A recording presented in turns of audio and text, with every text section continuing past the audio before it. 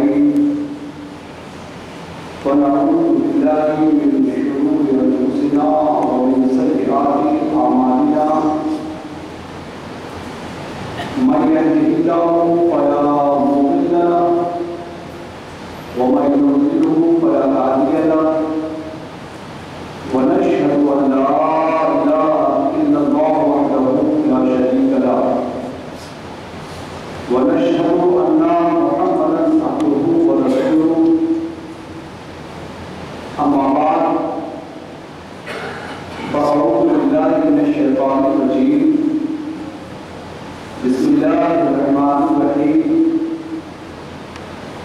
وأمرهم شورى بينهم صدق الله العظيم وصدق رسوله النبي الأمين المسيح الكريم ونحن على ذلك لمن الشاهدين والشاكرين والحمد لله رب العالمين.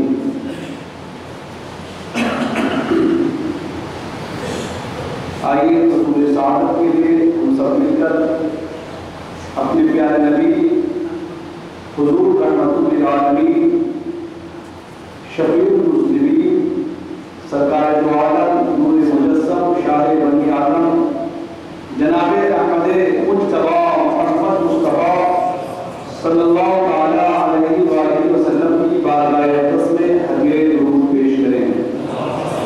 اللہم صلی علی سیدنا شفیعنا حبیبنا نبینا مولانا محمد وآلہ وسلم صلو علیہ صلاۃ و سلام علیہ یا حبیب اللہ یا رسول اللہ صلی اللہ علیہ وآلہ وسلم. مذہب اسلام ہمیں زندگی کی صحت اور سلامتی اور کامیابی کی ہر اگر کے رہنما اصول کی ہمیں رہنمائی کرتا ہے. آج انسان بہت سے امور کو آغاز کرتا ہے، اپنے کام کو آغاز کرتا ہے اور ناکامی اس کے ہاتھ آتی ہے. بہت سا ایسا ہوتا ہے انسان کسی کام کو انجام دے رہا ہے اور اس میں فساد پیدا ہو جاتا ہے، خرابیاں ہو جاتی ہیں. ایسی صورت میں ہمیں چاہیے کہ مذہب اسلام میں آپسی معاملے کو انجام دینے کا جو رہنما اصول ہمیں عطا کیا ہے اس پر عمل کریں. مذہب اسلام میں باہمی مشورے، آپس میں مشورہ کر کے کسی کام کا آغاز کرنا اس کی طرف زور دیتا ہے. قرآن مجید نے اس کی اہمیت کو بتایا اور اس کے بے شمار فوائد بھی ہیں. اور ہمارے اسلاف میں آپ ان کی زندگی دیکھیں گے تو ان کے تمام امور، خواہ ان کا ذاتی معاملہ ہو یا معاشرتی ہو، حکومتی ہو، آپس میں مشورہ کرنے کے بعد کام کو انجام دیتے ہیں. اور اللہ تبارک و تعالیٰ نے ان کی مشورے کی برکت سے انہیں ان کے کام میں کامیاب کیا. آج ہم کسی کام میں ہاتھ ڈالتے ہیں، ناکامی ہمارے ہاتھ ہوتی ہے. وجہ اس کی یہ بھی ہے کہ ہم کام میں آپس میں مشورہ نہیں کرتے، خواہ وہ ہمارا ذاتی معاملہ ہو، معاشرتی معاملہ ہو، دینی معاملہ ہو. ہر انسان جو ہے اپنی سوچ کے مطابق کام کرتا چلا جاتا ہے، جس کی وجہ سے پھر دوسرے کو اس کی سوچ پسند نہیں آتی ہے تو وہ بگاڑ پیدا کرتا ہے. یا کسی کام کو انجام دیا، تجارت کا آغاز کیا، اس میں اس کو تجربہ نہیں ہے، اپنی فکر پر، اپنی سوچ پر، اپنی سمجھ سے اور اس پہ دھوکہ کھاتا ہے، نقصان اٹھاتا ہے. آئیے آج جو ہے قرآن مجید اور نبی کریم رؤوف الرحیم علیہ السلام کے فرمان اور بزرگان دین کے اقوال کی روشنی میں یہ سماعت کریں کہ مذہب اسلام نے آپسی مشورے کو کتنی اہمیت دی ہے، اس کا کتنا فائدہ ہے. نبی کریم رؤوف الرحیم علیہ التسلیم نے صحابہ کرام سے اس وقت مشورہ کیا جب لوگ جو ہے مشورہ جانتے ہی نہیں تھے، مشورہ کسی کام میں کرتے ہی نہیں تھے۔ جو امیر ہوتا وہ غریب کو جس طرح چاہتا استعمال کرتا، جو بادشاہ کی زبان سے نکل جاتا وہی قاعدہ بن جاتا، وہی اصول بن جاتا، وہی حکومت چلانے کا نظام ہو جاتا۔ بادشاہ زمانے میں بہت سلطنت، مضبوط سلطنت قیصر و کسریٰ کی جانی جاتی تھی۔ قیصر و کسریٰ کی زبان سے جو نکل جاتا وہی قانون۔ وہ اپنی سلطنت کی بقا کے لیے، وراثتی حکومتی سلطنت کی بقا کے لیے جو ہے جو اپنی زبان سے، اپنی فکر سے، اپنی سوچ سے چاہتے اصول بنا لیتے۔ مگر نبی کریم رؤوف الرحیم علیہ التسلیم نے جب صحابہ سے جو ہے جنگی امور میں مشورہ کیا تو انہیں ان کے اندر بیداری پیدا ہوئی، انہیں احساس ہوا کہ ہم صرف جو ہے حکم ماننے والے بھی نہیں ہیں، اللہ تبارک و تعالیٰ نے ہمیں بھی یہ موقع فراہم کیا ہے کہ اپنے اچھی سے اچھی بات ہم اپنے آقا کے سامنے رکھ سکیں۔ جب نبی کریم رؤوف الرحیم علیہ التسلیم نے مشورہ کیا تو زمانے کو یہ غریب کو ایک دم امیر اور غریب کا فرق مٹا، ورنہ امیر جو ہے غریب کو جو ہے دبا کر رکھتے ہمیشہ۔ تب زمانے کا علم ہوا کہ غریب بھی جو ہے امیر کو مشورہ دے سکتا ہے، رعایا بھی بادشاہ کو مشورہ دے سکتی ہے۔ پھر اسلام میں جو ہے مشورے کا باضابطہ مجلس شورا ہونے لگی، اس کے ممبران ہونے لگے۔ بادشاہوں کے یہاں بغیر مشورے کے کام نہیں ہوتا۔ علماء کے یہاں جب مسائل آتے تو وہاں مشورے کی میٹنگ ہوتی اور مشورے سے جو اسلام اور شریعت کے مطابق انجام طے پاتے اس پر عمل ہوتا۔ آج ہمارے ہر چیز میں، دینی معاملہ ہو، دنیاوی معاملہ ہو، مشورہ مقبول نظر آتا ہے، جس کی وجہ سے دیکھ لیں کہ آپ ملک گیر امور کو تو چھوڑیے، ایک شہر بھی چھوڑیے، محلہ کیا، ایک گلی میں جو ہے ایک گلی میں 4-5 گھر رہنے والے لوگ آپس میں متفق نہیں ہوتے، اس کے ذہن میں الگ خیال پڑ رہا ہے، یہ الگ خیال پکا رہا ہے۔ ایک مسجد میں ایک صف میں کھڑے ہو کر نماز پڑھنے والے کا ذہن ایک نہیں ہوتا ہے، ایک امام کے پیچھے نماز پڑھنے والے کا ذہن ایک نہیں ہوتا ہے۔ وجہ یہ ہے کہ ہم نے اپنے آپسی کاموں میں مشورہ چھوڑ دیا۔ اللہ تبارک و تعالیٰ قرآن مجید میں نبی کریم رؤوف الرحیم علیہ التسلیم کو مشورہ کا حکم دے رہا ہے۔ سورہ آل عمران میں ہے فَبِمَا رَحْمَةٍ مِّنَ اللَّهِ لِنْتَ لَهُمْ وَلَوْ كُنْتَ فَظًّا غَلِيظَ الْقَلْبِ لَانفَضُّوا مِنْ حَوْلِكَ فَاعْفُ عَنْهُمْ وَاسْتَغْفِرْ لَهُمْ وَشَاوِرْهُمْ فِي الْأَمْرِ۔ یہ اللہ کی بہت بڑی رحمت ہے کہ نبی کریم رؤوف الرحیم کو اللہ فرماتا ہے کہ آپ کو میں نے لوگوں کے لیے نرم دل بنایا، آپ سخت ہوتے، تند مزاج ہوتے تو لوگ آپ کے پاس سے چلے جاتے۔ فَاعْفُ عَنْهُمْ، آپ لوگوں کو معاف کر دیا کیجیے، وَاسْتَغْفِرْ لَهُمْ، اور اللہ سے ان کے لیے بخشش مانگیے، وَشَاوِرْهُمْ فِي الْأَمْرِ، اور کاموں میں ان سے مشورہ طلب کیجیے۔ اللہ نے نبی کریم رؤوف الرحیم علیہ التسلیم کو صحابہ سے مشورہ کرنے کا حکم دیا۔ یہاں ایک بات آپ ذہن میں رکھیں گے کہ نبی کریم رؤوف الرحیم علیہ التسلیم کو مشورے کی کیا ضرورت ہے؟ نبی کریم رؤوف الرحیم علیہ التسلیم کے تعلق سے قرآن کہتا ہے وَمَا يَنطِقُ عَنِ الْهَوَىٰ إِنْ هُوَ إِلَّا وَحْيٌ يُوحَىٰ، کہ نبی کریم نہیں بولتے، وَمَا يَنطِقُ عَنِ الْهَوَىٰ، اپنی خواہش سے کچھ نہیں بولتے۔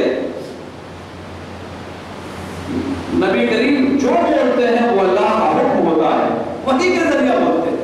نبی جو بولتے ہیں وحی کے ذریعہ۔ اب جب نبی کی زبان سے نکلنے والی ہر بات وحی ہے، اس میں مشورے کی کیا ضرورت ہے؟ ایک حدیث بھی اس تعلق سے ہے کہ حضرت عبداللہ بن عمرو رضی اللہ عنہ فرماتے ہیں کہ نبی کریم صلی اللہ علیہ وسلم سے میں کچھ بھی سنتا تو اسے لکھ لیتا تھا.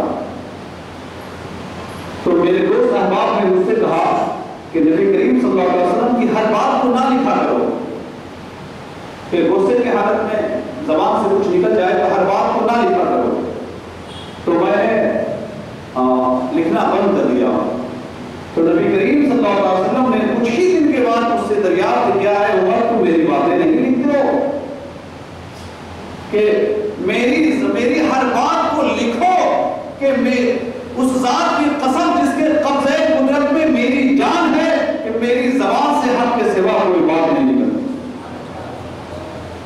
آپ بتائیں جس نبی کی یہ شان ہے کہ آپ جو بولے ہو وحی خدا، نبی ارشاد فرما رہے ہیں میری زبان سے حق کے سوا کوئی بات نہیں نکلی ہے، تو انہیں مشورے دینے کی کیا ضرورت ہے؟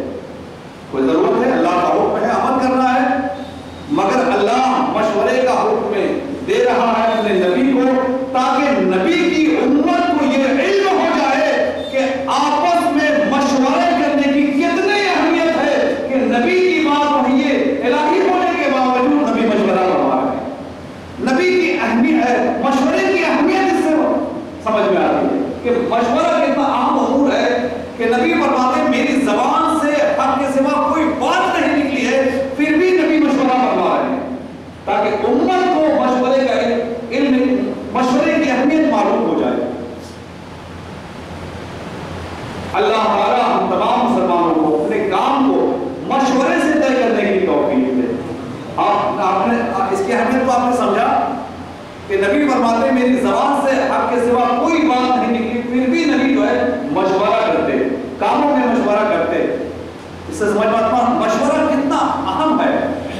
اللہ تعالیٰ ہم تمام مسلمانوں کو آپسی معاملے کو مشورے سے طے کرنے کی توفیق دے. اور نبی کریم صحابہ سے اس لیے مشورہ لیتے تھے تاکہ یہ مشورہ کرنا ہمارے نبی کی سنت ہو جائے، نبی کی سنت ہو جائے کہ نبی کاموں میں مشورہ لیتے تھے. اللہ تعالیٰ ہم تمام مسلمانوں کو اپنے نبی کی سنت پر عمل کرنے کی توفیق.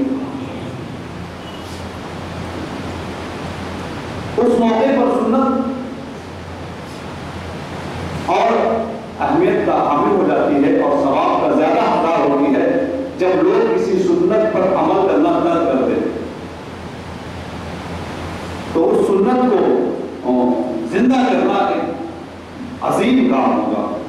اللہ تعالیٰ ہم تمام مسلمانوں کو آپسی مشورے سے ہر کام انجام دینے کی توفیق دے.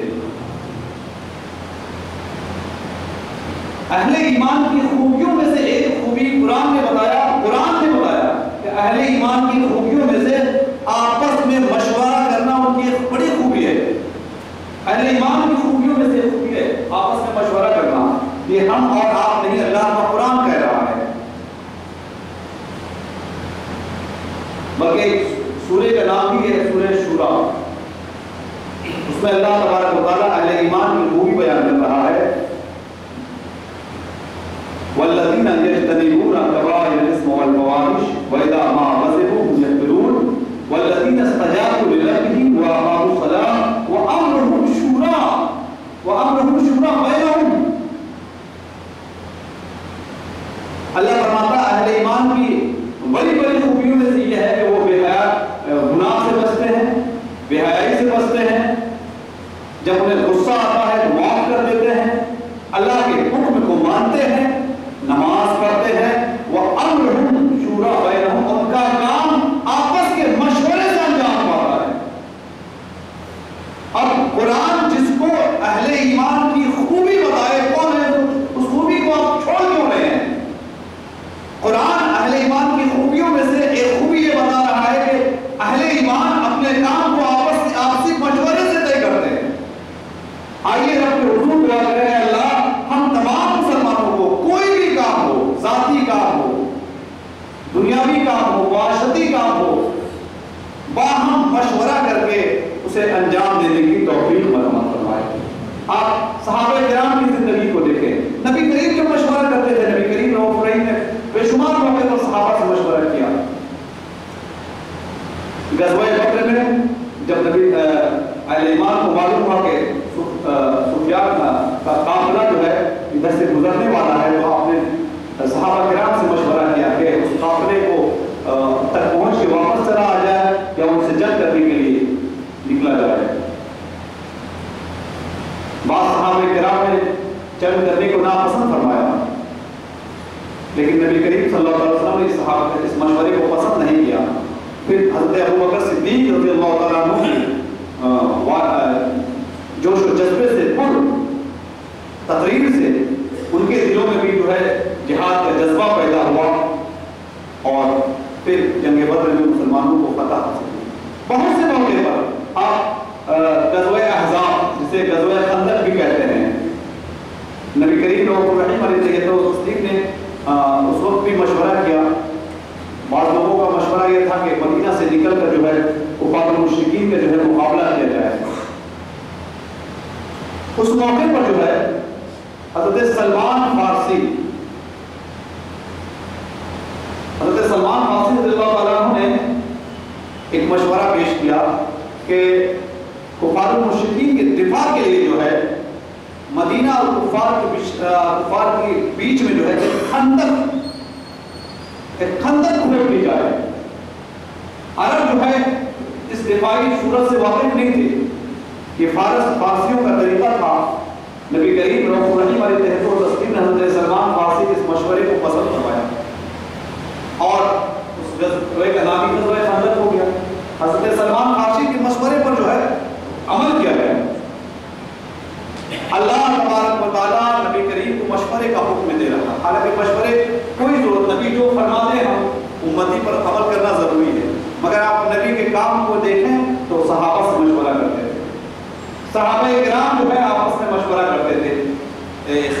خلیفہ بننا آسان کام تو نہیں ہے، عالم اسلام کا تمام مسلمانوں کا خلیفہ بننا، یہ تمام خلیفہ بننا مشورے سے طے پاتا تھا۔ حضرت عمر ابن خطاب رضی اللہ تعالیٰ عنہ اپنی آخری عمر میں آپ نے نیک لوگوں کی نشاندہی کر دی کہ ان کے مشورے سے جو ہے خلافت کا کام انجام پائے گا۔ مجلس شورا منعقد ہوتی تھی۔ ایک مرتبہ حضرت عمر ابن خطاب رضی اللہ تعالیٰ عنہ نے کیسر و کسریٰ سے جو ہے بنفس نفیس جنگ کرنے کا ارادہ کیا کہ اس جنگ میں خود جاؤں گا، تو حضرت علی کرم اللہ وجہ الکریم نے اس کی مخالفت کی اور کہا کہ یہ نامناسب ہے۔ آپ نے مشورہ پیش کیا کہ یہ مناسب قدم نہیں ہے کہ خلیفہ خود جو ہے باہر نکلے، محاذ پر جائے۔ دوسرے صحابہ کرام سے اس کی تائید ہوئی تو حضرت عمر ابن خطاب رضی اللہ تعالیٰ عنہ نے اس مشورے پر عمل کیا۔ صحابہ کرام ہر کام میں جو ہے آپس میں مشورہ کرتے تھے۔ اس کا رزلٹ کیا ہے؟ اس کی برکتیں یہ ہوتی تھی کہ جس طرف وہ قدم بڑھاتے تھے وہ کامیاب ہو جاتے تھے۔ آج ہم لوگ دیکھیں، آپ اپنے گھر کے کاموں میں بھی ہم آپس میں مشورہ کرنا پسند نہیں کرتے۔ جو دل کرتا ہے، بیٹے کا دل الگ کیا، باپ کا دل الگ کرتا ہے، بیوی الگ کچھ چاہتی ہے اور ماں کی فکر کچھ الگ ہے، سب الگ الگ سوچ کے الگ الگ کام کرتے ہیں۔ معاملہ کہیں کہیں ایسا بھی آتا ہے کہ اس ایک کام کے لیے لڑائی جھگڑا شروع ہو جاتا ہے۔ اللہ تعالیٰ ہم تمام مسلمانوں کو اپنے کام کو مشورے سے طے کرنے کی توفیق دے۔ حدیث شریف میں ہے کہ حضرت سعید بن مسیب رضی اللہ تعالیٰ عنہ سے ہے، قال رسول اللہ صلی اللہ علیہ وسلم لن يهلك انهم بعد مشورة، کہ وہ آدمی ہلاک و برباد نہیں ہوگا، ہرگز نہیں ہوگا جس نے اپنے کام کو مشورے کے بعد کیا ہو۔ مشورے کے بعد جو کام ہوگا انسان سے برباد نہیں ہوگا۔ ایک روایت میں ہے نبی کریم صلی اللہ علیہ وسلم فرماتے ہیں ما خاب من استخار ولا ندم من استشار ولا عال من اتصل۔ نبی کریم صلی اللہ علیہ وسلم نے ارشاد فرمایا کہ جس نے اپنے کام کے لیے استخارہ کیا وہ کبھی ناکام نہیں ہوگا، اور جس نے اپنے کام کے لیے آپس میں مشورہ کر لیا وہ کبھی شرمندہ نہیں ہوگا، اور جس نے بیانہ روی بیچ کی رائے اختیار کی وہ کبھی تندرست نہیں ہوگا۔ تو آپس میں مشورہ کرنے سے انسان ندامت سے، شرمندگی سے بچ جاتا ہے، ہلاکت سے بچ جاتا ہے، بربادی سے بچ جاتا ہے۔ مذہب اسلام جب ہمیں آپس میں مشورہ کرنے کا اتنا بہترین قیمتی اصول فراہم کر رہا ہے اور ہم اسے چھوڑے بیٹھے ہوئے ہیں۔ ہر انسان چاہتا ہے کہ جو میری پسند ہے بس وہی ہوگا اور کچھ نہیں۔ مشورے میں بیٹھیں اور جو آپ میں دیندار، باصلاحیت، علم والا، شریعت کا علم والا اور دینی فکر رکھنے والا ہے، آپ اس سے مشورہ کریں اور وہ بہترین بات پیش کرے، تو جس کی سب سے اچھی بات ہو، جو دین و شریعت سے کے خلاف نہ ہو، اس پر عمل کریں گے۔ انشاءاللہ امید ہے کہ آپ کا وہ قدم کامیاب اور کامیاب ہوگا۔ مشورہ کرنے میں دو باتیں ضرور خیال میں رہے۔ مشورہ کا مطلب یہ نہیں ہے کہ آپ نماز پڑھنے کے لیے مشورہ کریں کہ نماز پڑھوں یا نہ پڑھوں۔ فرض، واجبات، ان سب امور میں مشورہ نہیں ہوتا ہے۔ نماز پڑھوں کہ نہیں پڑھوں، زکوٰۃ دوں کہ نہ دوں، حج کروں، حج فرض ہے، حج کروں کہ نہیں کروں، یہ امور مشورے کے نہیں ہے۔ ہاں، آپ یہ مشورہ ضرور کر سکتے ہیں کہ حج کرنے کے لیے میں کس راستے کو اختیار کروں، پانی کا راستہ بہتر ہوگا یا ہوائی جہاز کا راستہ اختیار کروں، کس جہاز سے جاؤں، کس انتظامیہ کمیٹی کے ساتھ جاؤں، اس میں آپ مشورہ کر سکتے ہیں۔ جو تجربہ کار ہیں آپ کو بہترین مشورہ دیں گے اور ان کے تجربے سے آپ فائدہ اٹھائیں، اور مذہب اسلام ہمیں اس کا حکم دیتا ہے۔ حدیث شریف میں جب بھی مشورہ کریں تو دو بات ضرور ہوتی ہے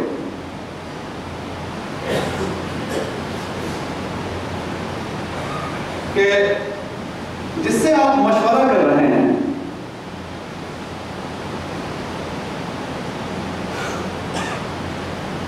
آپ ایسے سے مشورہ کریں جس تعلق، جس عنوان، جس ٹاپک کو مشورہ کرتے ہیں وہ اس کا جانکار ہو، عالم ہو۔ آپ کو تجارت کے تعلق سے مشورہ کرنا ہے اور ایسے شخص سے مشورہ کر رہے ہیں جس نے کبھی تجارت کی طرف منہ اٹھا کر دیکھا ہی نہیں۔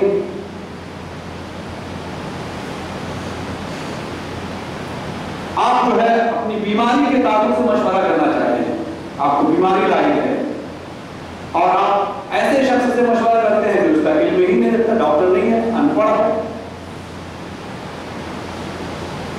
آپ کو کچھ قانونی دستاویز کا مسئلہ ہے، آپ غیر وکیل شخص سے مشورہ کر رہے ہیں جو وکیل نہیں ہے، تو ظاہر سی بات ہے جب آپ غیر متعلق سے مشورہ کریں گے تو اس میں دھوکہ بھی ہو سکتا ہے، نقصان بھی ہو سکتا ہے۔ ایسی آپ غور کریں، جب آپ دینی معاملے میں مشورہ کر رہے ہیں تو کیا ضروری نہیں ہے کہ جو دین کا عالم ہے، جو شریعت کا عالم ہے، اس سے مشورہ کیا جائے؟ آج اپنے معاشرے پر آپ نگاہ اٹھا کر دیکھیں، جب ہم دینی کسی بھی کام کو انجام دیتے ہیں ہمیں قطعاً فکر ہی نہیں ہوتی کہ دین کا جاننے والا آدمی کی ضرورت ہے کہ نہیں ہے۔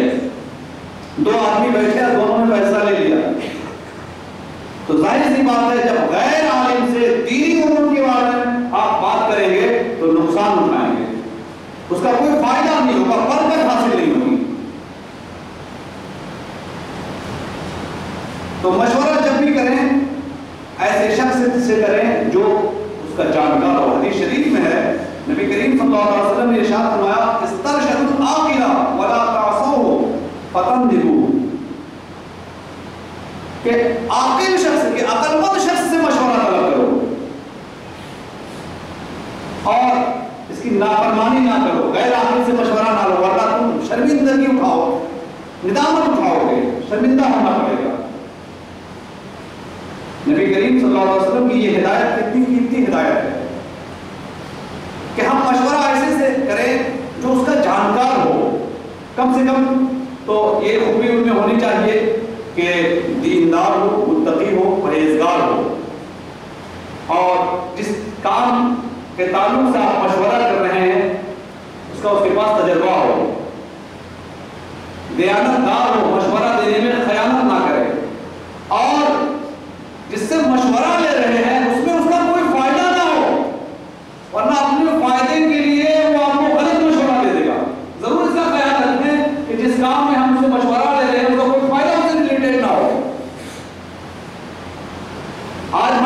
اسلامی یہ بہترین اصول، قیمتی اصول مشورے کو بھول گئے ہیں تو آپ اگر اپنے اندر جھانکیں گے تو اپنے اندر کتنی دوریاں پائیں گے جناب۔ عید آتی ہے، بقرعید آتی ہے اور یوں ہی لوگ جو ہے لوگوں میں دوریاں ہیں، حالانکہ عید بقرعید میں لوگ گلے مل کر اپنی دوریاں ختم کر لیتے ہیں، مگر کئی عیدیں آتی ہیں، گزر جاتی ہیں اور لوگوں کی دوریاں ویسی ہی ویسی باقی رہتی ہیں۔ یا تو ہم مشورہ نہیں کرتے، اپنی خواہش کو جو ہے موقعیت دیتے ہیں، یا مشورہ غیر متعلق لوگوں سے اگر باتیں کی بھی تو غیر متعلق لوگوں سے کرتے ہیں، جس کا انجام نقصان کے سوا کچھ نہیں ہوتا ہے۔ ایسے ہی ایک اہم بات یہ ہے کہ آپ جس سے مشورہ کر رہے ہیں اس کی بھی ذمہ داری ہوتی ہے، وہ ایسا نہیں ہے کہ جو چاہے مشورہ دے دے۔ حدیث شریف سنیں، حدیث شریف میں ہے نبی کریم صلی اللہ علیہ وسلم نے فرمایا المستشار مؤتمن اذا استشیر فلیشر بما هو صالح لنفسه۔ حدیث شریف میں ہے کہ جس سے مشورہ طلب کیا وہ امانت دار ہے، امین۔ مشورہ دینا اس کے پاس امانت ہے، اگر جب اس سے مشورہ طلب کیا جائے تو وہ ویسے ہی مشورہ دے کہ جب اس کام کے لیے وہ خود اس کا اپنے لیے کرتا جو کام وہی اس دوسرے کے لیے بتائے، اپنے لیے کچھ بتایا، دوسرے کے لیے کچھ بتایا۔ اگر وہ معاملہ اسی کے ساتھ ہوتا تو جو اپنے ساتھ جو کام کرتا وہی مشورہ دوسرے کو دے۔ اگر اس نے جان بوجھ کر غلط مشورہ دیا، اس کو علم ہے کہ فائدہ اس میں ہے، اس نے دوسرا مشورہ دیا تو حدیث شریف میں ہے کہ اس نے خیانت کی ہے۔ حدیث شریف میں ہے کہ من استشار اخاه فاشار علیہ بامر وهو يرى الرشد غیر ذلك فقد خانه، کہ جس سے مشورہ طلب کیا گیا اور کسی بھائی سے مشورہ طلب کیا اور اس نے ایسا مشورہ دیا کہ جس میں ہدایت بھلائی دوسرے کام میں ہے تو اس نے اپنے بھائی کے ساتھ خیانت کی۔ ہدایت کو چھوڑ کر، بھلائی کو چھوڑ کر نقصان کی طرف مشورہ کیا، کہوں پہ دے دیا، اشارہ کیا تو اس نے خیانت کی اپنے بھائی کے ساتھ۔ تو مشورہ اسی لیے کہا گیا کہ مشورہ ایسے شخص سے کرے جو دیانتدار ہو، متقی ہو، پرہیزگار ہو، عالم ہو، باصلاحیت ہو، اس کام کو جاننے والا ہو، تجربہ کار ہو، تاکہ وہ آپ کے ساتھ خیانت نہ کرے۔ اگر تجزیہ آپ کریں جو امور ہمارے انجام پاتے ہیں، آپ خود غور کریں تو آپ کو سمجھ میں آئے گا بہت سے لوگ جو ہے اپنے مفاد کے لیے مشورہ دے دیتے ہیں کہ اس میں میرا فائدہ ہے، اور آخرت میں پھر جب حساب کی باری آئے گی آپ نے خیانت کی، اپنے مفاد کے لیے آپ نے، اسے قوم کا نقصان ہوا، قوم کو پیسہ ضائع ہوا، قوم کا وقت ضائع ہوا، تو آخرت میں جو ہے ہم کہاں جائیں گے؟ ایک مومن کو آخرت جو ہے ہمیشہ اپنی نگاہ کے سامنے رکھنا چاہیے۔ اگر ہم ایمان والے ہیں، اگر آخرت نگاہ کے سامنے نہیں، اللہ کی گرفت نگاہ کے سامنے نہیں، رسول کے سامنے رسوائی آپ نگاہ کے سامنے نہیں، تو آپ مومن کس بات کے ہیں؟ ایمان کس بات پر لائے ہیں؟ مومن کہتے ہیں جو اللہ پر ایمان لائے، اس کے رسول پر ایمان لائے، اس کی کتابوں پر ایمان لائے، اس کے فرشتوں پر ایمان لائے، آخرت کے دن پر ایمان لائے، نہ اللہ کی گرفت کی فکر، نہ رسول کے سامنے رسوائی کی فکر، نہ فرشتوں کے لکھے جانے کی فکر، نہ قیامت کے آنے کی فکر، نہ آخرت میں حساب کی فکر، ایمان آپ کا کہاں ہے؟ اللہ تعالیٰ ہم تمام مسلمانوں کو مذہب اسلام نے جو ایک بہترین اصول آپس میں مشورہ کرنے کا ہمیں فراہم کیا ہے، اللہ تعالیٰ ہمیں ہر کام باہمی مشورے سے طے کرنے